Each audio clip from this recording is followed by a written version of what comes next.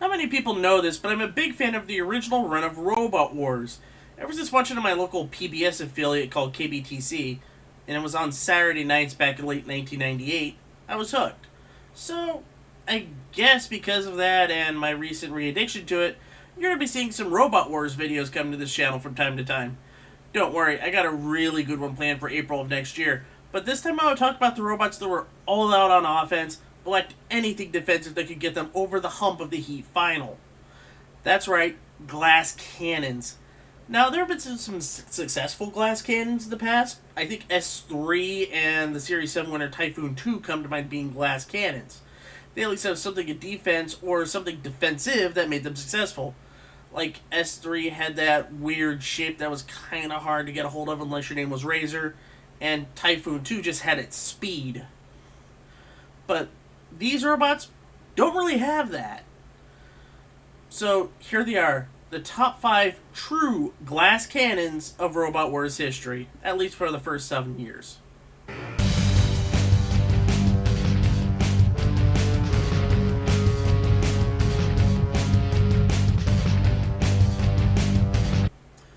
For the number 5 spot, I picked Supernova. They started in Series 5 after retiring their old robot Oblivion, and it was a pretty formidable robot. And you could tell by its first fight in the Fifth Wars, because it pretty much gave Behemoth a run for its money. And Behemoth had just improved its robot from its Series 4 counterpart thanks to the weight increase. It could add an axe, it really improved the scoop, its drive, its motors, and everything like that. However, it kind of destroyed the scoop, and it really caused some problems for Behemoth until Supernova ran into some problems, and Matilda just backed right into it, and, well, the entire insides were on show. But it took a pound of flesh from Behemoth, and I think that pound of flesh really brought Behemoth down, and, Behemoth had a round 2 exit again.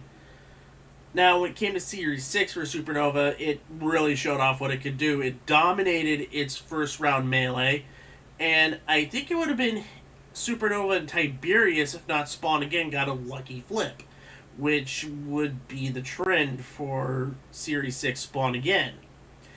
Then the second round, it really destroyed Ming 3. I mean, it's kind of not hard to do with those exposed wheels. I mean, Hypnodisc sheared off the wheels. Supernova destroyed the wheels, and there you go. Now, I'm under the assumption that it would have won its heat in Series 6 if Spam hadn't been an absolute dink and drove into the pit. And it could have beaten Spawn again if not for, once again, a one lucky flip where Supernova went up, went down on its blade, and it really destroyed its drive. And that was it. Spawn again lucks out and moves on. Supernova stays home. Now, Series 7 had its ups and downs. Now, in the Series 7 main tournament, it did alright in its opening round melee, but it ran up against Storm 2. Storm 2 just pushed it around, destroyed Sir Kilowat's tracks, and then just destroyed Supernova by slamming against the wall, once again, losing drive. But it really made up for it in the third World Championship final, getting up to it, beating Spartacus, and then beating Crustacean without even moving, because Crustacean just drove right into its disc and essentially took out everything that made Crustacean work. So it fought Storm 2 again, and that happened. And Storm 2 beats it again. Just slams it into the wall. Supernova winds up on its side and upwards, and it couldn't get off the wall, thus rendering itself immobilized. Now, it did come back in Series 8, out in Round 1, when the disc literally became toothless, and while the disc was going, drove itself into the pit. Series 9 campaign went a bit better. It made the match grouping, made the Heat group match. You know, the series, the reboot Robot Wars was weird. I did not like the group stage that they had for each Heat, but it destroyed Frostbite, but it just didn't work against the other two bots, and it was gone. They tried to reinvent it, but it was not invited back. But you know what? Did a lot of damage. Had a little bit of success. Could have won a Heat. I'd say that's a pretty good glass cannon.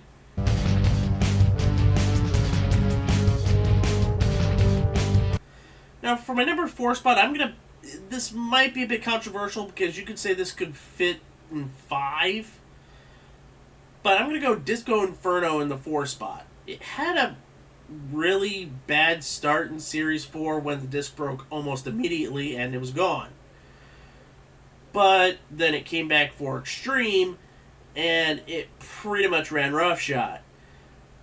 Won a spot in the second Annihilator by tearing apart Velociriptor. I mean, that destruction of Velociriptor ranks right up there with some of Hypnodisc's massive scalps. Like, I think Splinter's scalping and Velociriptor's scalping is kind of right up there. And it also destroyed Kamigenrix, but, you know what, everybody destroyed Kamigenrix. And then you had the Annihilator itself, and just destroyed everybody. Hippopotamus, Napalm, Steel Avenger, Panic Attack, and Spirit of Nightmare, all of them fell victim to its blade, and it won the series, and it won the Annihilator. So, it won one of the bigger side events, and proved that it could go far. And in Series 6, it could.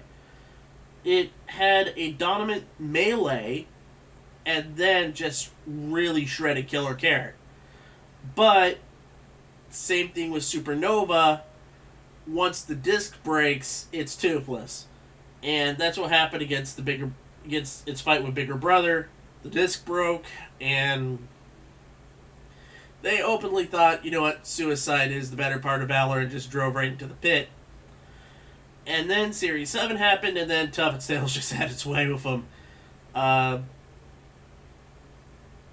Now, Disco Inferno, if I remember correctly, it took out... I forget the bots. I think it's Arakia or something like that.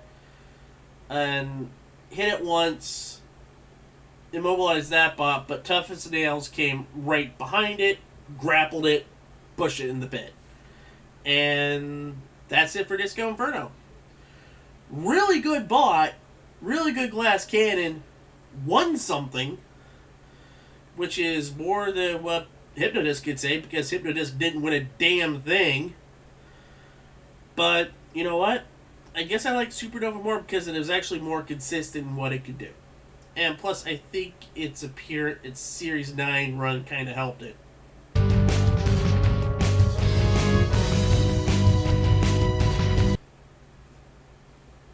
For the number 3 spot, I decided to go for a tie, because they're essentially the same robot, just with a different powerful weapon, and made by the same team.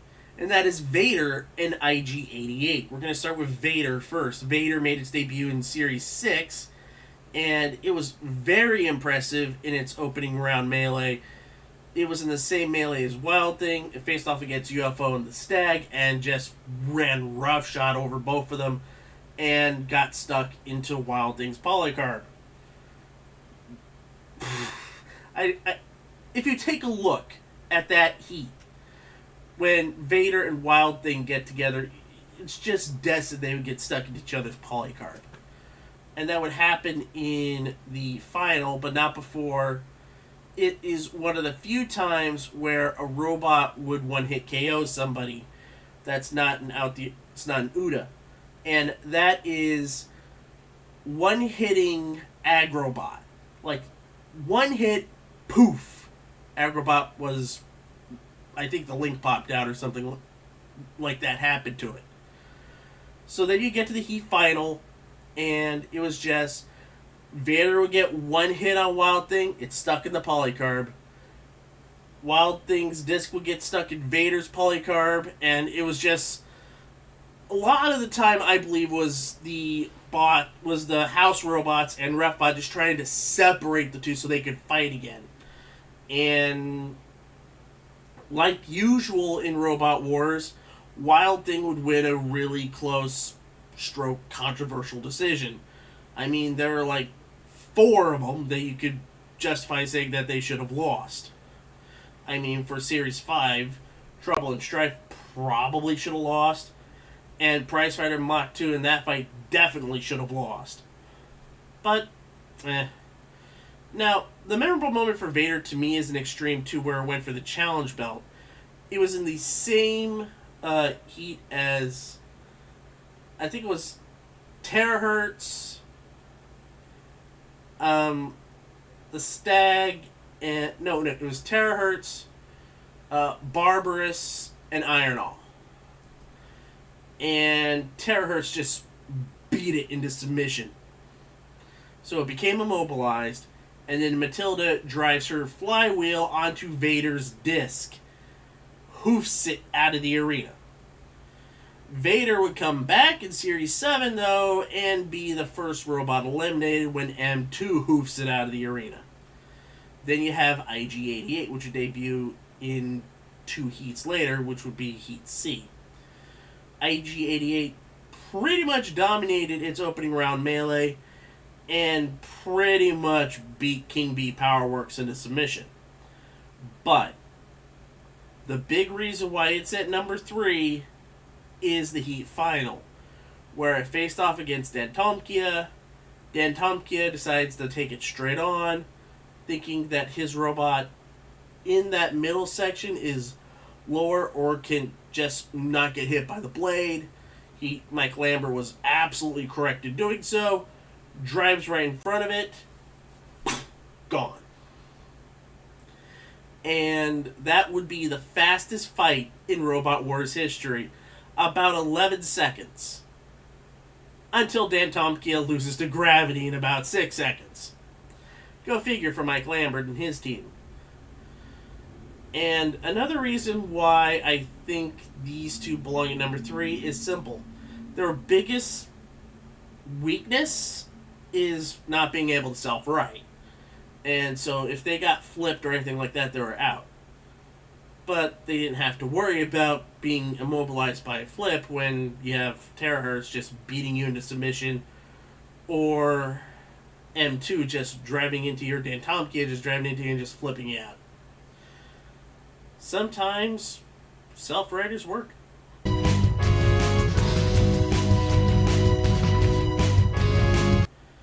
One of my favorite glass cannons, and one that had a decent amount of success, and I put it in number 2 because of what its potential could have been and what it did, is Fluffy.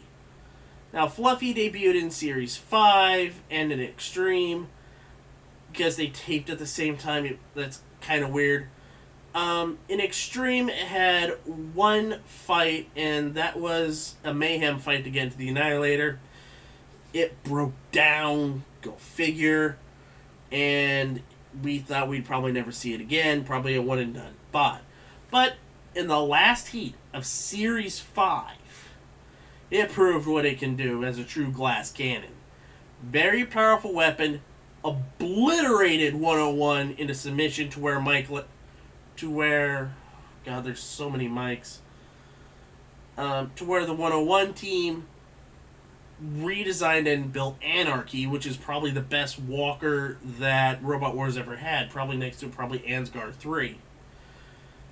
Then in the second round, it took a few hits from Terahertz, but then it got a lucky hit in, disabled its gas, and then just ripped its insides apart with their big hook-like blade. Like, it's a weird blade. It feels like an axe, but to me they're more like hooks. So it could just hook into something and just rip it off. And I think that's what it did with that part of Terahertz, and severing its gas and then just severing its insides, and that was it. And its big moment was in the Heat Final against Pussycat. It was a good back and forth fight at the start, and then you heard a loud ding, and that was Fluffy just shearing off Pussycat's blade. One of the most devastating blades just gets ripped off. To the point where Alan Gribble in the booth was trying to console David, said, hang in there, we can pull it out. And they did, because Fluffy broke down instantly. Almost after that hit, it drives onto the flame pit and it just breaks down. The weapon's still going, but it's got no drive. So, it's immobilized. Pussycat, with no weapon, moves on. Fluffy, probably if it won its heat, after the way its weapon was designed, Pussycat fought... I'm trying to remember who Pussycat fought in its heat. Because that was the same Panic Attack. And I think Pussycat beat Panic Attack, and I think Fluffy would beat Panic Attack. So, it comes back for Series 6. Dominant first round, but then it fights Stinger. And then, if you... No, it's Stingerbot, it's that two big wheels and that big mace that could go boom, boom, boom, boom, boom, boom, boom. And what happens with Fluffy usually is something breaks. And Stinger got a couple of good hits on it, and pretty much got the blade out of whack, and Fluffy was immobilized again. Out in round 2, well, granted it was against a grand finalist in Stinger, but by that time, Stinger had shown its age. Then, its true moment of glory was the UK versus Germany special, where it pretty much ended Corkscrew, that version of Corkscrew. Because it would come back in Series 7 as Corkscrew 2 in a really bad redesign, which just looked awful. It had fought Gastrapek or Daskrapek. It's the magician guys. It fought it to a draw. Fluffy would come back for Series 7 and would just be over and out in the first round because it broke down. Go figure. Now, why do I have Fluffy at 2? Is because Fluffy actually beat, in spectacular fashion, the biggest glass cannon of them all.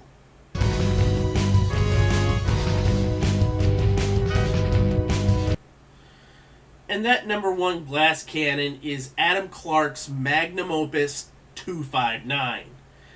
It was only in the 6 Wars and in the UK versus Germany Challenge. Well, the heavyweight version at least. And it beat up everything in its opening fight. And then in round 2, went up against Wild Thing. What is it with Wild Thing and being in fights where it is just overmatched offensively and yet somehow pulls out? So what happened in the first half of this fight, Adam Clark just drives right into it and it just beats the living daylights out of Wild Thing. Like, it was flipping it everywhere. It was just hammering it home. And it was very interesting to see. But then, near the tail end of the fight, the weapon breaks. And then the tracks stopped working for Adam Clark, and he became immobilized. When the judge's decision came down to where they awarded it to Wild Thing, the crowd audibly booed. Because they thought Adam Clark had done enough. But according to Noel Sharkey, who is pretty much the voice of the judges, like he's the main judge, he said that even though 259 was very aggressive at the beginning, it became immobilized. It couldn't move for the last 30 seconds of the fight. So they had to give it to Wild Thing based on the rules. Then we get to the UK versus Germany challenge. Utterly destroyed Judge Shred. But then it went up against Fluffy. And Fluffy, with its weird weapon, just hit Adam Clark's spot twice. Like, the disc was kind of still going, but it lost a lot of mobility.